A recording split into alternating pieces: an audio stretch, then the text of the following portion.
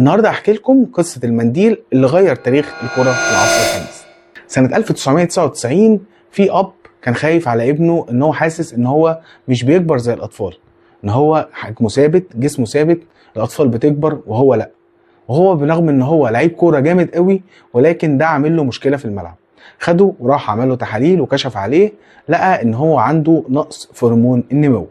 قالوا له ابنك محتاج علاج شهري، هياخد حقنة كل شهر وتمن الحقنة الواحدة $900. طبعا ده مبلغ كبير قوي عليه كأسرة أرجنتينية فقيرة، ولكن بعديها بسنة عرف إن في اختبارات في اللمسية في برشلونة. ساعتها قرر إن هو ياخد ابنه ويروح هناك على أمل إن هو رايح يمكن يتقبل وساعتها يقدروا يعالجوا ابنه. يعني هو كان رايح أصلا كان نفسه ابنه يتقبل عشان يعالجوه. طبعا احنا كلنا عرفنا احنا بنتكلم على مين؟ بنتكلم على الأسطورة ليونيل ميسي. نزل ميسي الملعب، أبهر طبعا كل الموجودين. كان موجود ريكساش المدير الرياضي لبرشلونة في المدرجات، بدأ يبص للكل بذهول، ازاي ده مش معانا؟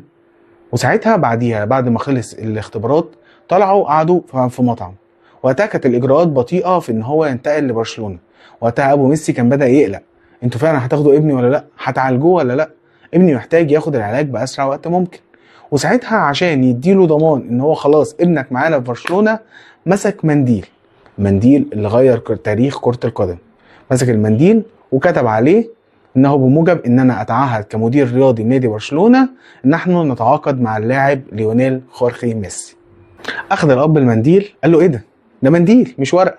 قال له لا، ده العقد اللي بيني وبينك ان انا باكد لك ان ابنك معانا.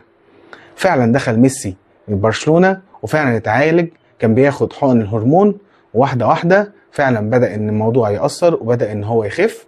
واحدة واحدة بدأ يبهر اللمسية، بدأ يبهر اللعيبة كلها، بدأ يبهر المدربين، لحد ما قرر فرانك رايكارد ان هو يديله فرصة ان هو يلعب في الفريق الاول. وعلى فكرة ميسي اللي اجبره انه يلعب كده، ميسي امكانياته كانت باينة من اول يوم دخل اللمسية فيها. وطبعا دخل كبديل ودخل ونثر سحره موجود في العالم كله، وبقى ليونيل ميسي الاسطورة، احسن لاعب في التاريخ. على فكرة بيقولوا ان المنديل فضل مع وكيل اعمال ميسي في الوقت هوراسيو جارجولي. ما كانش وقتها وكيل اعماله هو ابوه، ولكن وكيل اعماله فضل المنديل معاه فتره، وبيقولوا ان هو حطه في خزنه في بنك وهو موجود في الخزنه لحد دلوقتي. في اقاويل تانية بتقول ان هو بعد ما خده وفضل معاه فتره بس مؤخرا باعه في مزاد علني. بصراحه مش عارفين انهي قصه فيهم هي اللي حقيقيه. ملخص اللي عايز اقوله ان منديل صغير في مطعم غير تاريخ كرة القدم بأرقامها بكل حاجة وبحوادثها. أتمنى أن أكون قلت لكم معلومة جديدة. كان معاكم مصطفى جمال، الفوتبول شيف.